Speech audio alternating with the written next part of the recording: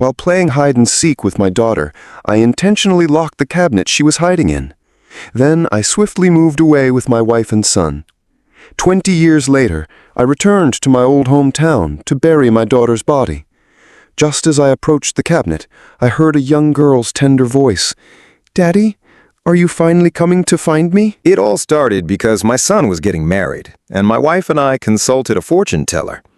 The original intention was to pick an auspicious date for the wedding, but after reading the hexagrams, the master asked with a grave expression, "Do you have a child who hasn't been home for many years?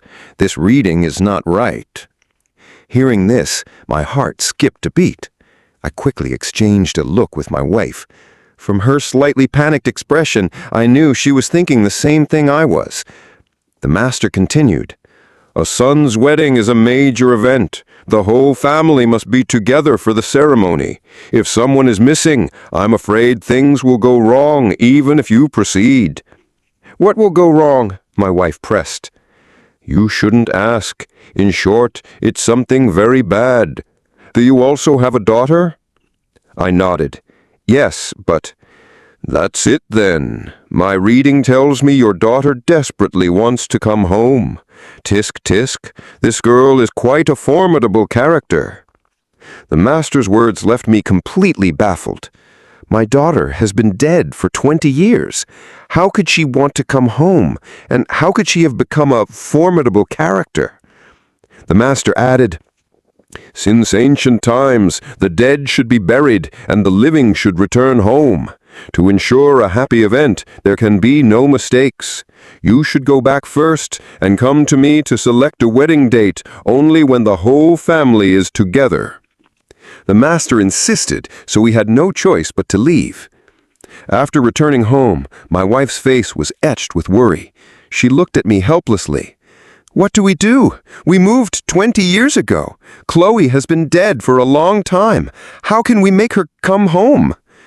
I ran a hand through my hair, feeling incredibly frustrated. My prospective daughter-in-law's family is wealthy and influential. It was a rare opportunity for our son to find such a wife.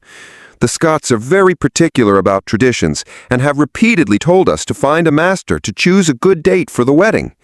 Now that the issue is stuck on my daughter, I have to find a solution. Our daughter's name was Chloe Clark. If she were still alive, she would be 28 this year. When Chloe was 8, my wife, Susan, and I decided to move to the city to find work. It's not easy for rural people to make it in the city, and bringing 2 children along would be an even greater burden. The night before we moved, Susan suddenly said she didn't want to bring Chloe to the city. She only intended to bring our 7-year-old son. My parents had already passed away, so the children had no grandparents. If we didn't take our daughter with us, no one would be there to take care of her. "She doesn't need anyone to take care of her. We'll just lock her up at home and pretend we never had her." My wife's words shocked me to the core. But she was nonchalant. "What's so strange about that? How many baby girls in town are killed by their own parents at birth? We've raised Chloe to the age of 8. That's already more than enough." "But no more talk. My mind is made up. Listen to me. Tomorrow I'll show you what to do." Susan has always preferred sons over daughters, and her personality is domineering. The next day, my wife and I packed our things as usual. Chloe and her little brother were full of excitement, running back and forth, eagerly stuffing their toys into a large bag. Seeing that it was almost time, Susan gave me a look. I understood her meaning. After a long hesitation, I finally walked over to my daughter. "Chloe, Daddy's tired from packing. Let's play hide and seek." My daughter never liked hide and seek. She mumbled, "I don't want to play. I want to pack." Just then, my son provided an unexpected but perfect assist. "I want to play hide and seek. Sister, please play with me." I rarely played with the children, and my son was eager to interact with me. With her brother's persistence, my daughter finally agreed. So I put on an act and played with the 2 children for a while, until Susan signaled me with her eyes again. The luggage was all packed, ready to go. I knew it was time. "Last round. This time it's sister's turn to hide. Your brother and I will look for you. Chloe, you have to hide well, okay?" My wife also chimed in with false sincerity.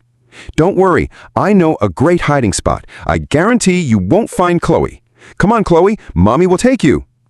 My wife led our daughter toward the small storage room. Besides Susan and me, no one knew there was a cellar beneath it. The cellar was dug many years ago by my great-grandfather to store grain during famines. Later, as life got better and we no longer had to worry about starvation, the cellar was abandoned.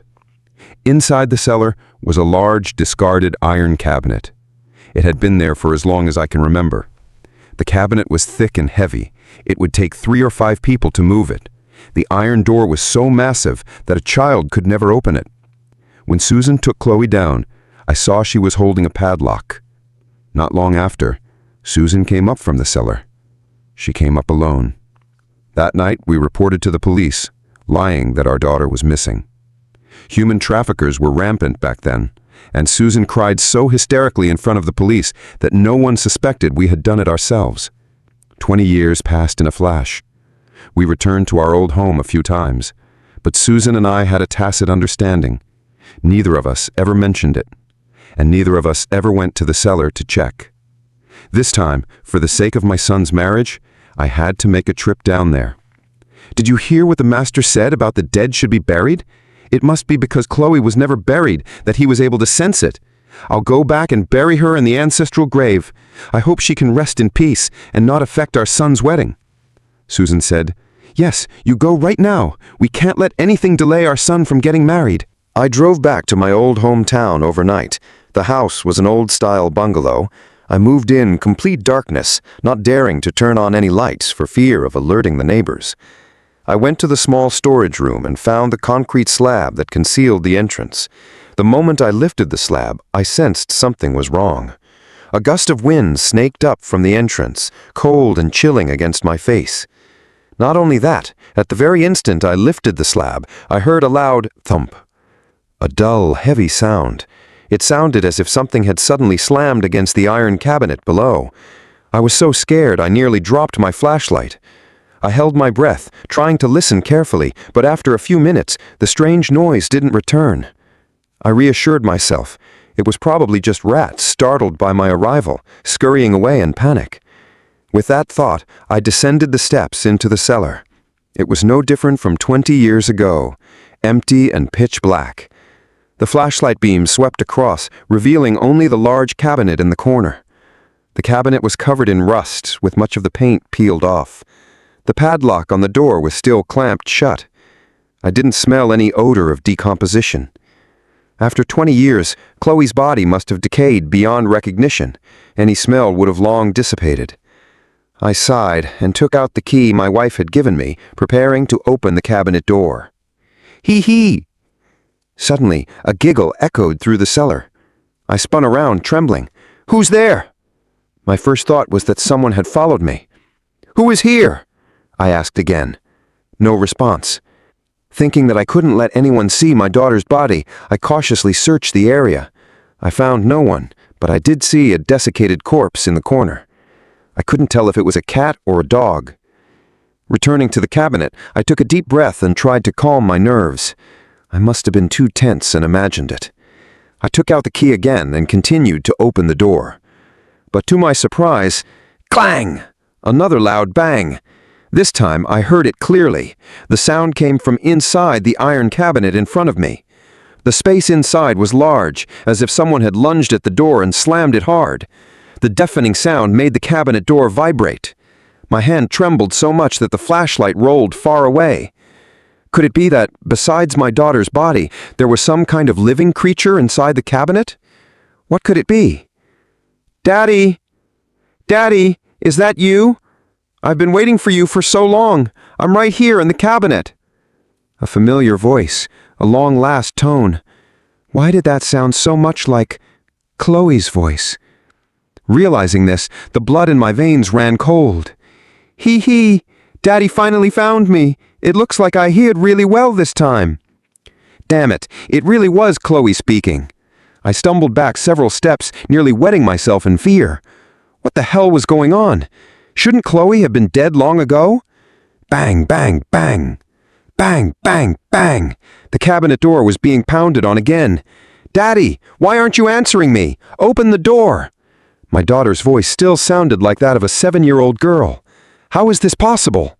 Locked in a sealed iron cabinet for 20 years, even if she didn't suffocate, she would have starved to death. What was in that cabinet?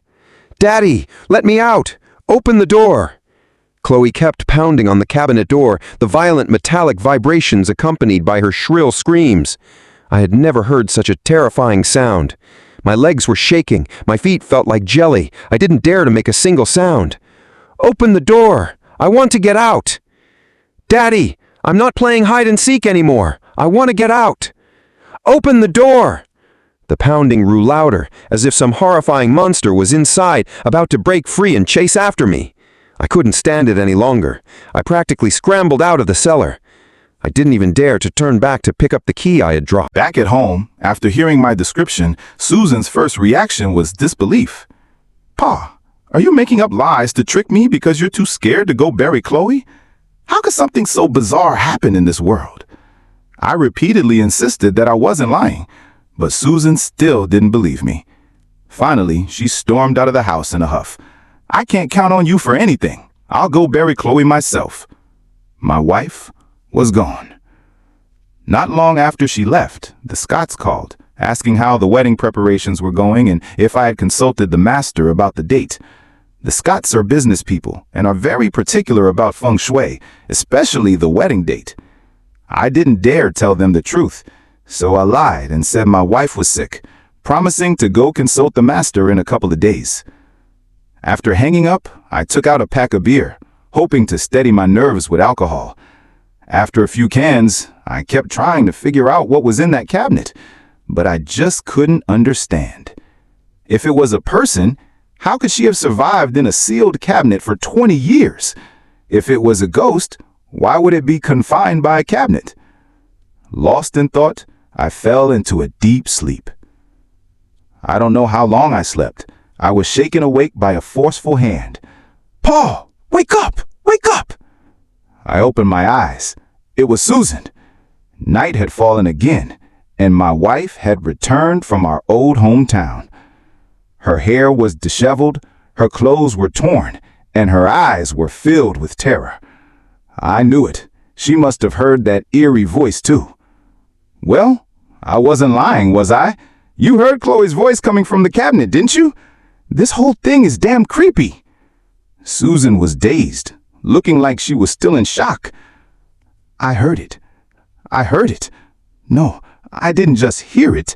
I also opened the cabinet door. What? I jumped to my feet. Who told you to open it? What's inside? She's right outside the door now. My whole body went rigid. I mechanically turned my neck. As the main door was pushed open, a little girl in a floral dress and pigtails walked in. She smiled. "Daddy, I'm home!" My eyes widened, and my heart nearly leaped out of my chest. This was Chloe. The Chloe from 20 years ago. Even her clothes were the same as before. Her pigtails were neat and symmetrical, just as my wife had styled them the day she was locked away. You! I was so scared I couldn't even speak properly. As she walked toward me, I instinctively backed away. "Don't come any closer! Stay away!" She actually listened and stood still. Damn it, was this thing human or a ghost? Susan also shrank back, retreating 2 steps in terror. This is insane! Shouldn't she have died long ago? How could she come back completely unharmed? What are you guys talking about? Who should have died long ago? Chloe tilted her head up, asking innocently. Nothing. Even my voice was trembling, but she seemed completely at ease, casually climbing onto the sofa and sprawling out. Wow, so this is our new home. It's so pretty, I like it. She looked around, seeming curious about everything. After a while, she suddenly asked again, "By the way, Daddy, where's my little brother?" The mention of my son instantly brought my wandering thoughts back into focus. Where did my brother go? Wasn't it the one who wanted to play hide and seek with me? Why was it Mommy who opened the door? Why didn't my brother come look for me?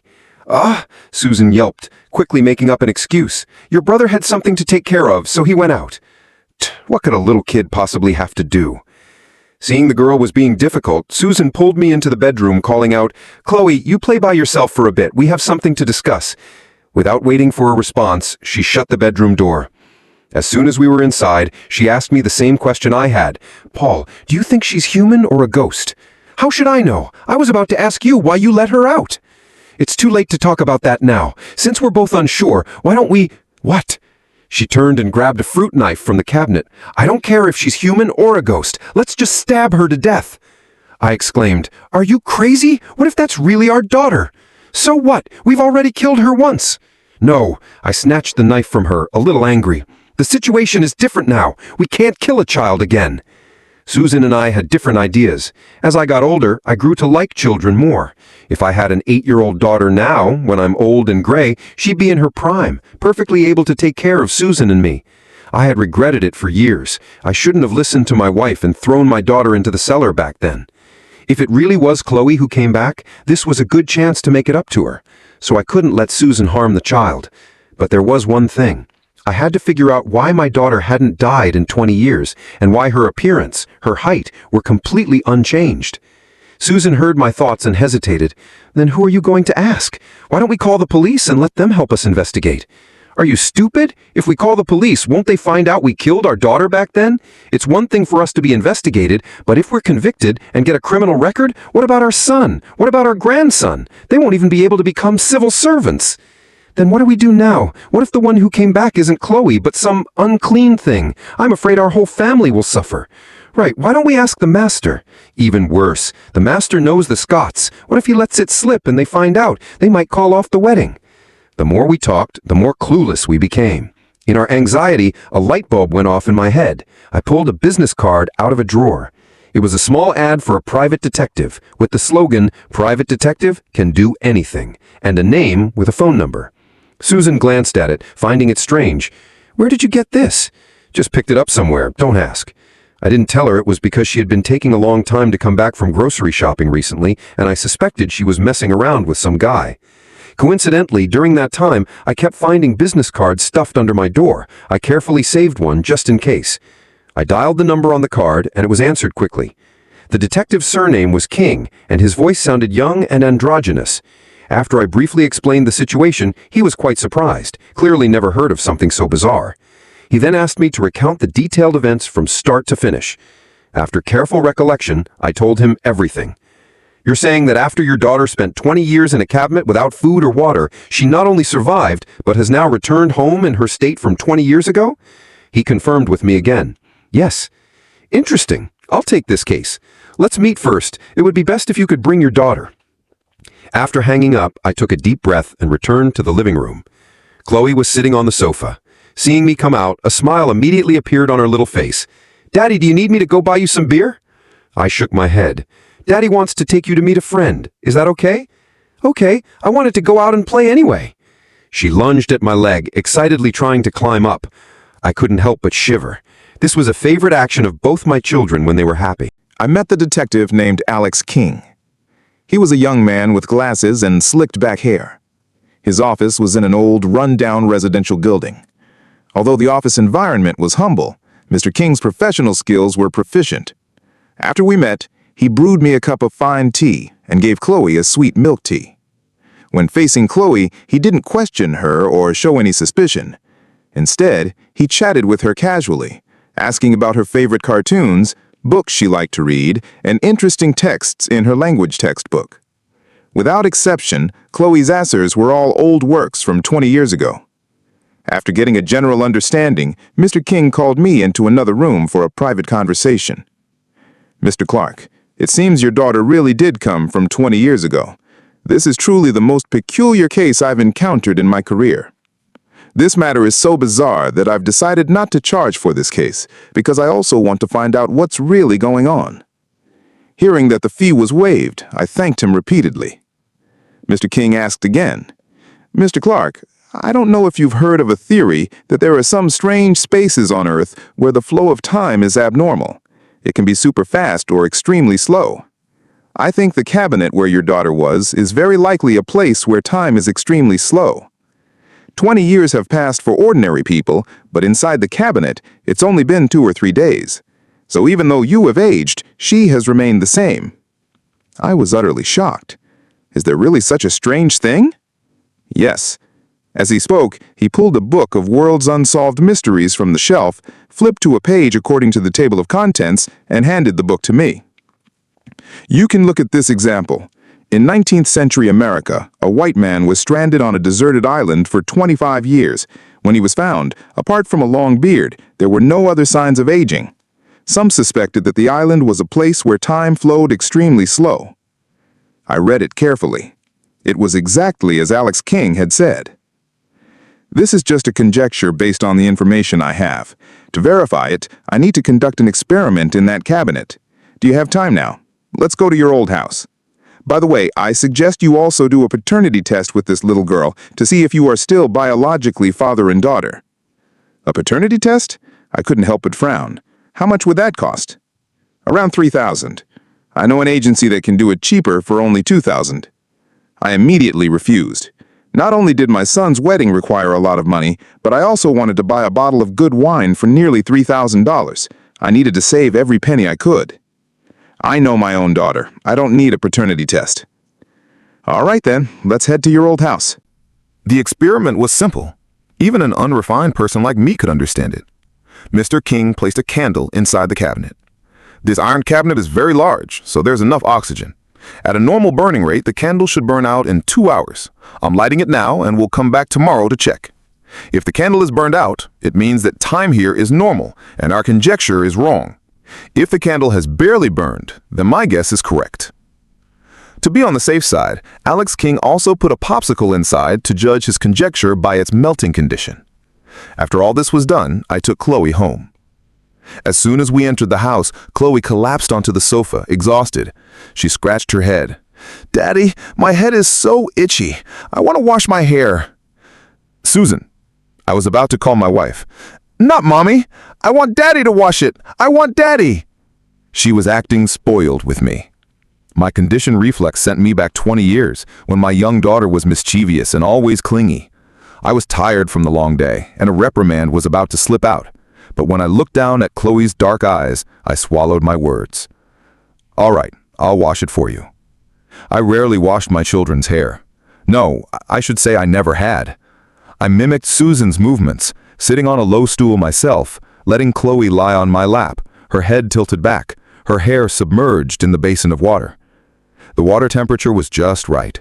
Chloe hummed a children's song in comfort.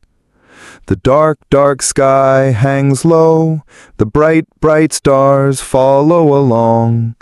Insects fly, insects fly."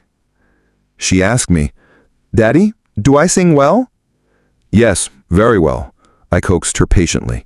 In reality, I had no idea what she was singing. Chloe was happy to be praised and giggled. Soon she stopped singing and started asking me questions again. "Daddy, why did it take you so long to come find me?" I brushed it off. I was busy with things. "But Daddy, I really waited for you for a long time. Why didn't you come find me?" "Daddy, why on earth didn't you come find me?" I was really getting annoyed by her questions. I was about to lose my temper. Suddenly, I screamed. The daughter who had been lying peacefully on my lap had somehow turned into a desiccated corpse. Her body was completely withered and yellow, her eye sockets 2 large holes. But the corpse's mouth was still opening and closing. "Daddy, why didn't you come find me? I waited for 20 years. I cried every day. I really wanted to come home. Don't you want me to come home?" I was almost scared out of my wits by this horrifying scene. I grabbed the corpse's head and pushed it hard into the basin of water. This was a monster. She wasn't my daughter. There was something wrong with her. "Ah, Mommy! Mommy, save me! Daddy is trying to drown me! I can't breathe!" She was trying to call for help. My actions became even more forceful. "Paul, what are you doing?" Susan rushed in at the sound, screaming in my ear. "Stop it! Are you crazy?" I explained. "She's not our daughter. She's a monster." Before the word could leave my mouth, I froze again. I looked down and saw the corpse I was drowning in the basin of water had returned to its normal human form. A tender face, round eyes.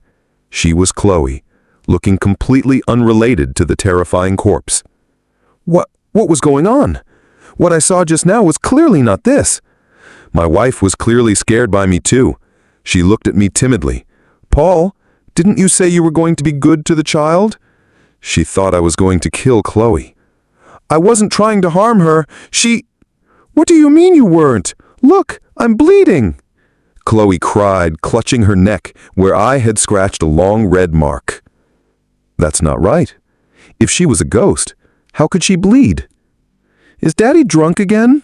Chloe asked, wiping her tears, her voice choked. This sight triggered Susan's maternal love. She stroked her head and comforted her gently. It's okay. Mommy's here.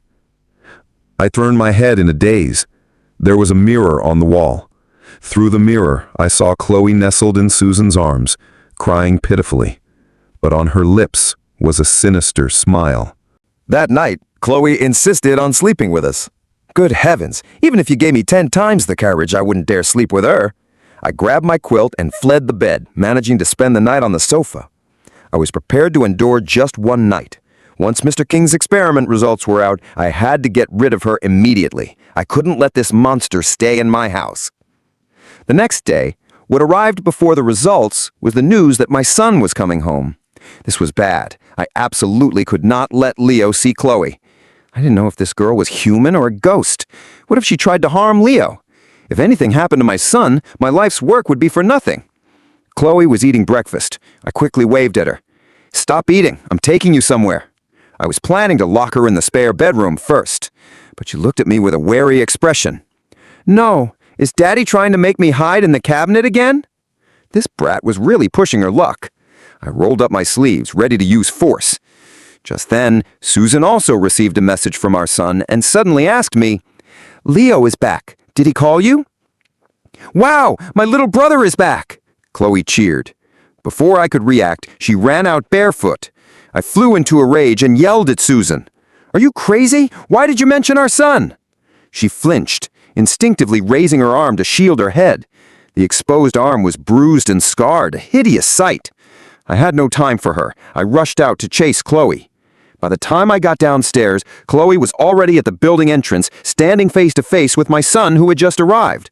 Sure enough, Leo was standing there like a statue. His eyes, looking at Chloe, were filled with confusion, disbelief, and shock. His lips moved, producing a barely audible sound. Sister. Next to him stood his fiancée, Sophie Scott. Chloe, come back! I was in a panic, afraid my future daughter-in-law would notice something was wrong. But the young woman was clearly sharp. Noticing the strange atmosphere, she looked Chloe up and down for a while. She asked, Who is this little girl? Leo was about to speak, but I quickly answered first. This is Leo's sister. I absolutely could not let the Scott family know the truth. Sister? Sophie clearly didn't believe me.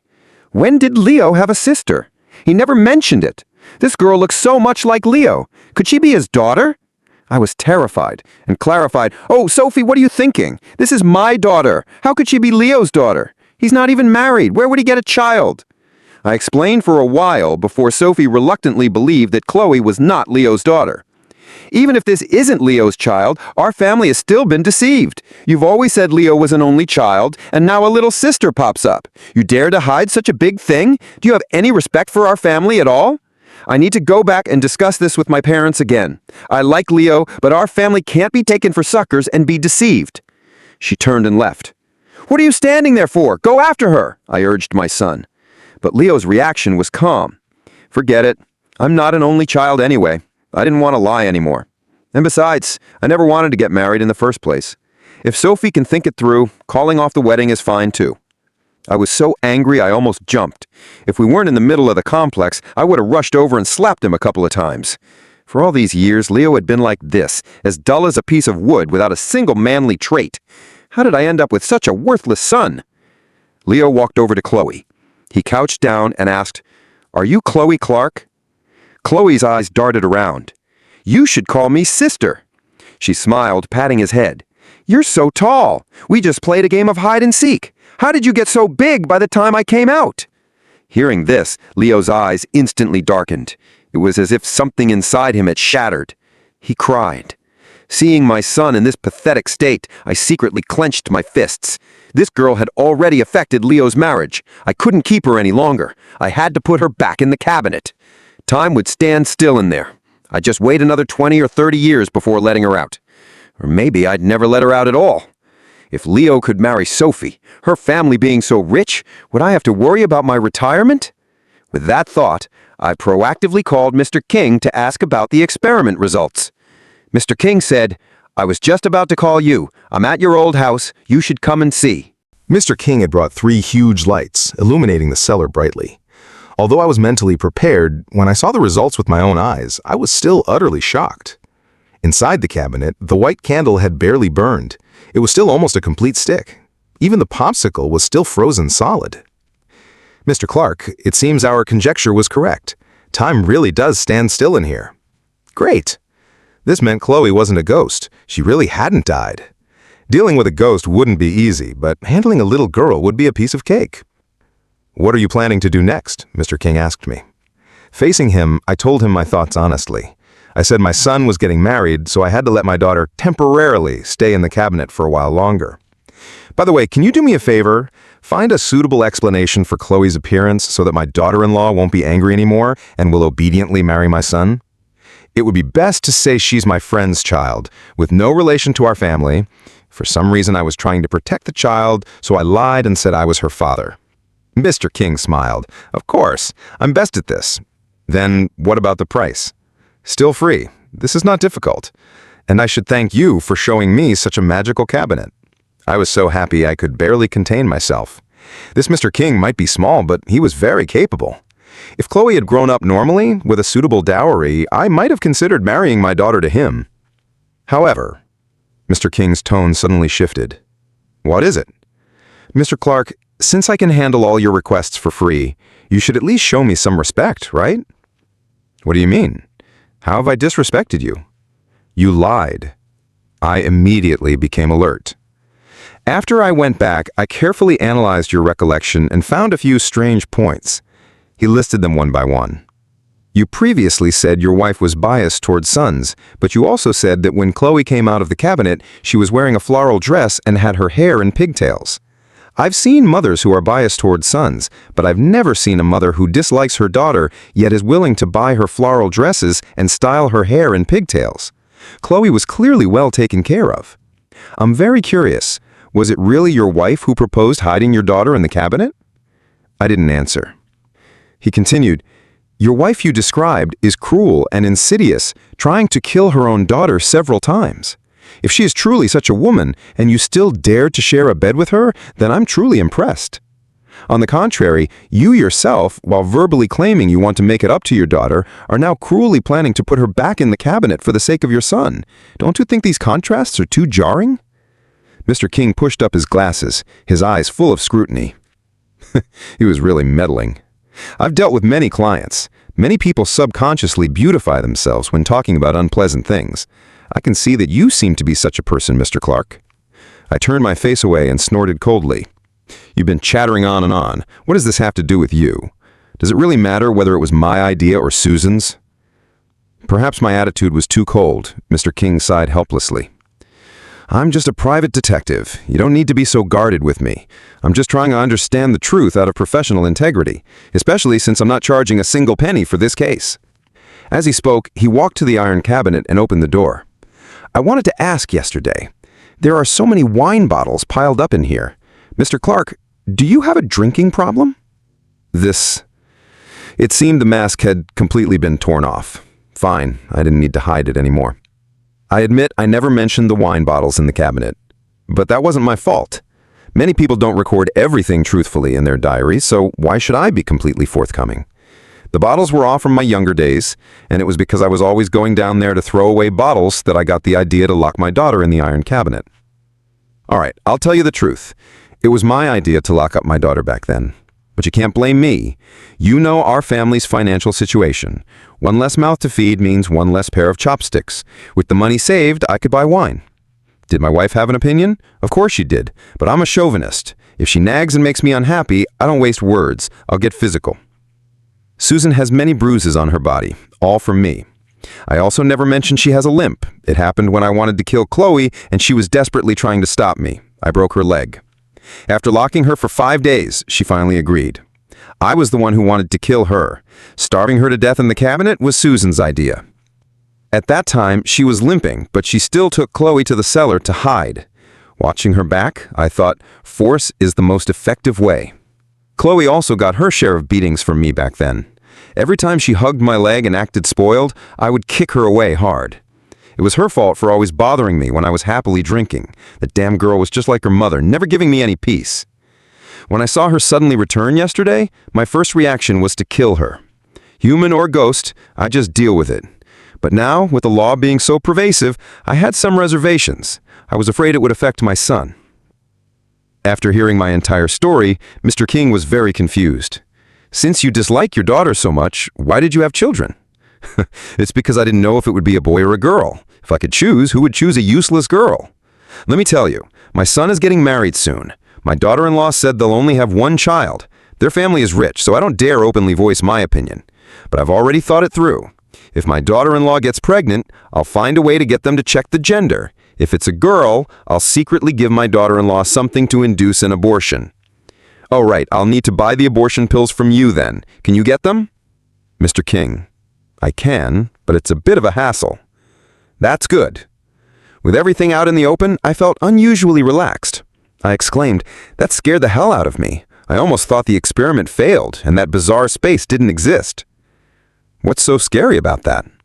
You don't understand. I was up all night last night thinking of another possibility. Mr. King asked, what was that? I explained, I was worried that Chloe had actually escaped back then, grew up normally, got married, had a child, and then played a trick using her own daughter to pretend to be her younger self just to scare us. Huh? Why would you think that? That's obviously even more ridiculous. Mr. King pushed up his glasses. I said, because if it were me, I would definitely do that. Whoever makes me unhappy, I will definitely get my revenge. I'm getting off track. I need to hurry back and bring that girl here to lock her in the iron cabinet again. But you know, that little girl's cleverness really reminds me of myself. All these years I've been lying to Leo, telling him his sister ran away and was kidnapped by traffickers while playing hide and seek. He was only 7 years old back then, so he doesn't remember all the details. He just remembers that his sister was playing hide and seek with him and then never came back. For 20 years, that kid has been depressed, truly believing he was the one who caused his sister to get lost. He has to take a lot of medicine just to sleep. He's nothing like me, can't even handle this little bit of pressure. Is that so, Dad? Suddenly, a male voice rang out. A figure appeared at the cellar entrance, their footsteps approaching. It was Leo.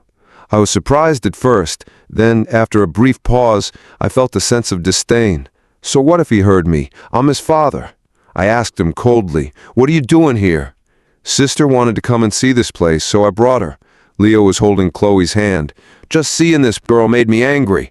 I was about to scold her, but Chloe suddenly darted out from Leo's side. "So back then, you wanted to kill me. No wonder you never came to find me. Daddy, you're so cruel." With that, she opened her mouth and bit my wrist hard. Damn it! The pain was excruciating. I was about to raise my hand to slap her, but she dodged and quickly retreated behind Leo. This was outrageous. "You dare to bite me? Just you watch, I'll beat you too." "Dad, I have something to ask you." Leo suddenly stepped forward, blocking my path. He spoke, his voice filled with resentment. I suddenly had a bad feeling. "Why did you lie to me? Do you have any idea how I've survived these past 20 years? It's only today that I found out the storage room not only has a small door leading outside, but also a cellar underneath." I was annoyed and told him to get out of the way, but Leo was persistent. "I always thought it was because of me, because I insisted on playing hide and seek, that my sister ran out and was kidnapped by traffickers. I always thought it was I who caused her harm. I never thought it was you, her own father. You could even harm your own daughter. You're not worthy of being a father." The more he spoke, the more agitated he became, his body trembling. "Are you annoying or what? What's the point of dwelling on this every day? Go and appease Sophie, get married like a good boy. I'm waiting to hold my grandchild." "Get married?" he laughed. "So you can plot against my child and continue to kill innocent lives? How can you be so vicious?" This was endless. I raised my voice and yelled, "Leo, I'm doing all this for you. If I hadn't given birth to you, would you have the good life you have today? What right do you have to curse me?" Leo's reply was very soft. "But I don't want to have the blood of a monster like you flowing through my veins." Damn it. I really gave him too much face. I'm your father. You dare to say that again? Who the hell are you calling a monster?" This time my son was silent. He raised his hand and pulled something out from his clothes. A reflection glinted in my eyes. It was a knife. Damn it! He's crazy!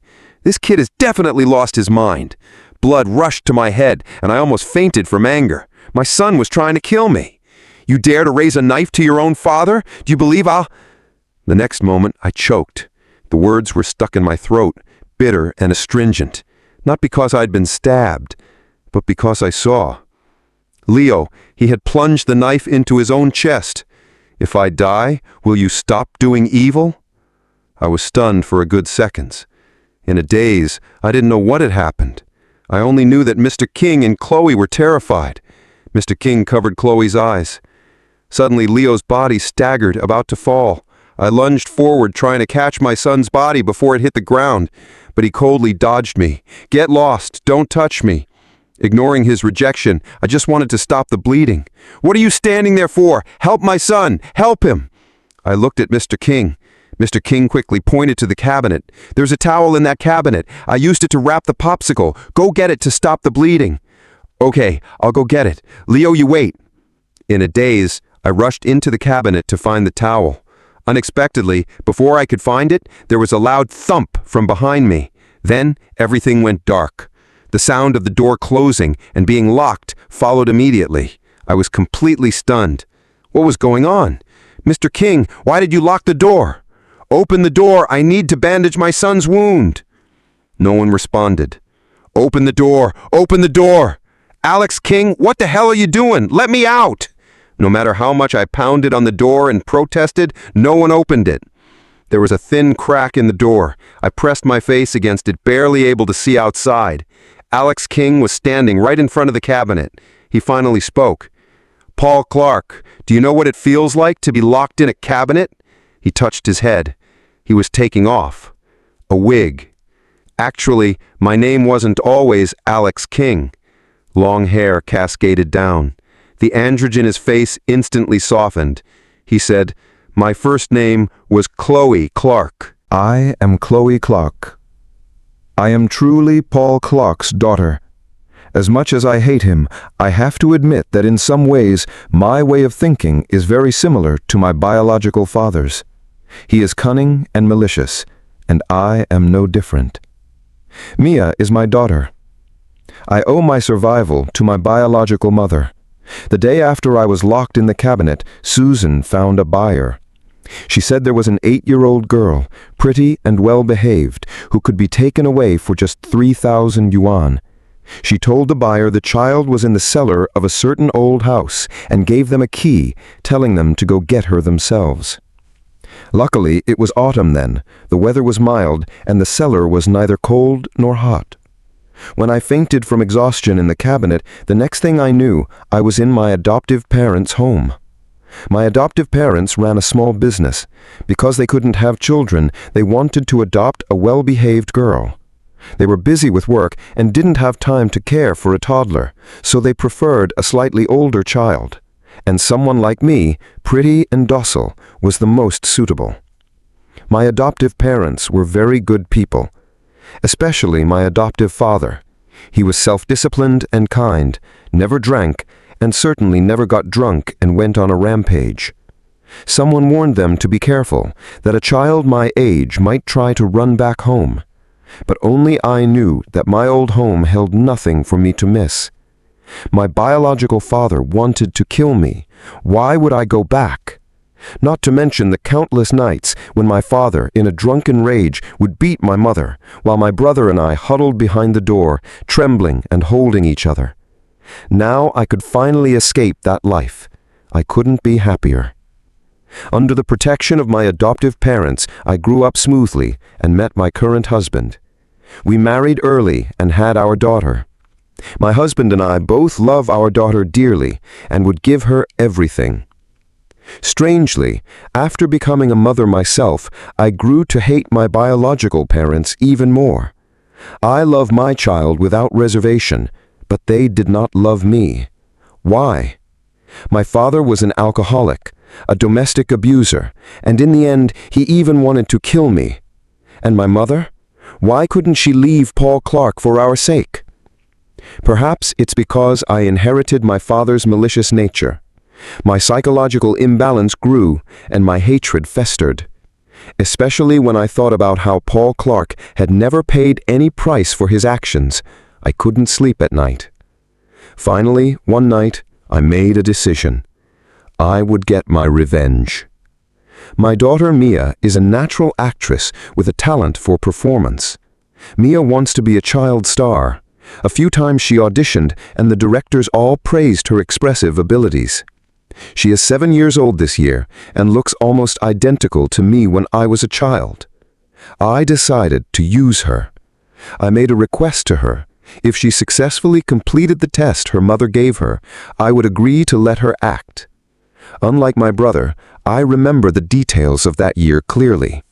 So my test was for my daughter to play a girl who was locked in a cabinet for 20 years while playing hide and seek, yet remained unchanged. That girl's father was an alcoholic, and she had a younger brother. Just as I was considering how to start my plan, Leo was getting married. My father-in-law received 2 sets of birth dates and times. He is a fortune teller. I designed the detective's business card myself. I distributed them for a month before one was finally picked up by Paul Clark. He threw all the others in the trash. When he brought Mia to see me, I put a hallucinogen in his water. He would probably see something terrifying. I specifically instructed him not to harm the child before the experiment results were out, no matter what happened. I said that child abuse cases are the most difficult to handle, with heavy sentences that would affect future generations. He listened. When I asked him to come here today, I brought a new candle and popsicle to create the illusion that the experiment was successful. I decided to lock him in the cabinet, to let him feel the despair in the quiet, dark cabinet. But before I acted, I couldn't help but ask him, "If you don't love children, why have them?" I didn't expect Leo to come. Even less did I expect that after hearing Paul Clark's heartfelt words, he would actually commit suicide. I am too much like Paul Clark, and he is too much like Susan. The most powerful counterattack a timid and weak person can think of is to end their own life. Unlike me, who decided long ago to repay in kind, Paul Clark always complained that his son wasn't like him, because the one who was like him was me. When Susan arrived at the cellar, I had already had my husband come and pick up my daughter. Unfortunately, Leo on the ground was no longer breathing. I really wanted to save him, but the knife had pierced his heart. He died in less than 2 minutes. By the time Susan saw Leo, his body was already cold. She held his corpse and wailed, nearly fainting. After weeping bitterly, she got up and questioned me. "Why did you come back? Why did you come back? I chose such a good family for you. What more could you want? It's one thing to get revenge on Paul Clark, but why did you have to harm my Leo?" Susan kept pushing my body. I didn't resist, letting her vent her anger freely. After a long while, I said softly, "If you have to blame someone, blame yourself for giving birth to me in the first place." She was tired of crying. She collapsed on the ground and laughed bitterly. I was about to ask my own mother why she gave birth to me. After that, we didn't speak for a long time. Actually, I know. The first time she saw Chloe, Susan recognized her. No, she probably realized something was wrong as soon as she heard the master's request to find her daughter. But she didn't expose it. Perhaps she also wanted to teach her husband a lesson. But she never expected it would lead to her own son's death. Leo was dead. The only person in this world with whom I shared a bloodline was gone. We are all murderers. I don't know how much time passed. Susan began to tidy Leo's clothes and wipe the bloodstains. As she tidied, she muttered, "Leo isn't like his father. He's a kind, good child. Because of you, he suffered from a mental illness for so many years. He never had a good night's sleep. The doctor said he had something called depression. We didn't understand it. We just thought he was lonely. He used to say he was sick, that he was in pain every day. He said if he ever left me alone, I should take care of myself. My heart would break hearing him say that. How could there be such a foolish child?" Later, Sophie pursued him. Although she has a bit of a temper, she was truly good to him. I thought he would get better after finding a girlfriend, but he still couldn't take it. I'd rather he were like that dog Paul Clark. At least he wouldn't have lived in such pain. After finishing her lament, Susan began to reminisce about the past. She recounted everything Leo had done after I left, as if listing precious family heirlooms. After you left, he missed you every day. He saved the candy he got for New Year's for you, but it all melted in the end. Later, when he grew up, he saved a sum of money for you, planning to use it for your dowry. He always hoped you would be found and come home. Listening to this, my face was already streaked with tears. In the end, Susan stopped talking. She stood up, bent down, and struggled to lift her son onto her back. Her leg was lame. She stumbled one deep step after another up the stairs. That year, she held my hand and led me down into the cellar. Now she carried her son's corpse out of the cellar. There were several times I wanted to ask her why she didn't leave Paul Clark, but in the end, I held my tongue. The adult world is too complex. Perhaps she lacked the determination, or perhaps it was truly difficult to escape Paul Clark's clutches. Admitting my father was a monster, I also had to admit that my mother was a weak woman.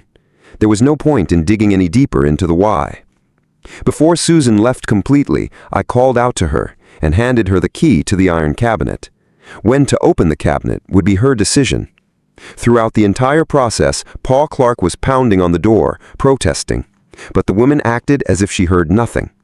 She glanced at the key and said faintly, "Help me throw this in the trash, thank you." After that, her figure completely disappeared into the darkness. After returning home, my daughter wrapped her arms around my neck and asked me expectantly how she had performed. I praised her profusely, saying she did a great job. She smiled and gave me a kiss. I thought she had completely bought the acting explanation. Until just before bed, after I finished her bedtime story, my daughter asked me, "Why did Uncle kill himself?" I froze. It took me a while to recover. I said softly, "Because Uncle was too tired. His heart was sick, and the pain was unbearable." I then thought back to Leo before he died. After I locked Paul Clark up, I quickly took off my own coat, wanting to stop the bleeding for Leo. But he stopped me. "Sister, it's no use."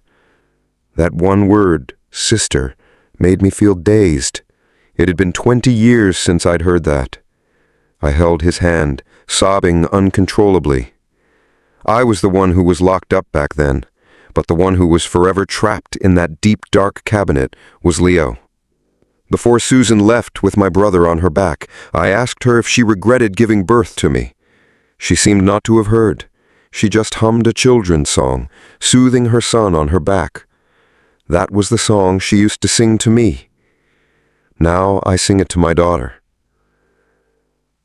After I finished the song, Mia blinked her eyes. That night, that grandma also sang this song to me. "Mommy, have you forgiven that grandma?" What a clever little imp. She really understands everything. To ask such a question. I didn't answer. She then asked me, "Did Grandpa love Uncle?" Did Paul Clark love Leo? Theoretically, being biased towards sons, he should have loved his son very much. But on the contrary, he didn't love Leo.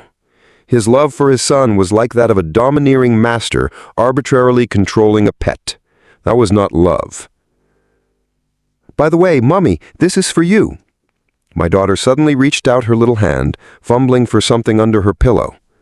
"That night when I was sleeping with Grandma, she secretly gave this to me." It was a cloth bundle, wrapped in a square handkerchief printed with my adoptive father's business slogan. The handkerchief was covered in water stains, old and new overlapping, leaving not a single clean spot on the cloth. I realized they were tear stains, traces left by tears shed over countless days and nights. I unwrapped it. Inside were 3,000 yuan in neat stacks. It was the cash my adoptive parents had given when they bought me. It seemed that in that game of hide-and-seek, Leo wasn't the only one trapped in that cabinet. Later, I never saw Susan again. I heard the police were investigating their family's disappearance. Both the new house and the old house had been searched. Sophie Scott was always seen lingering around, hoping for Leo's return. I, on the other hand, secretly went to the old house to check. The cellar entrance was covered, intact. The lock on the cabinet door was still clamped tight.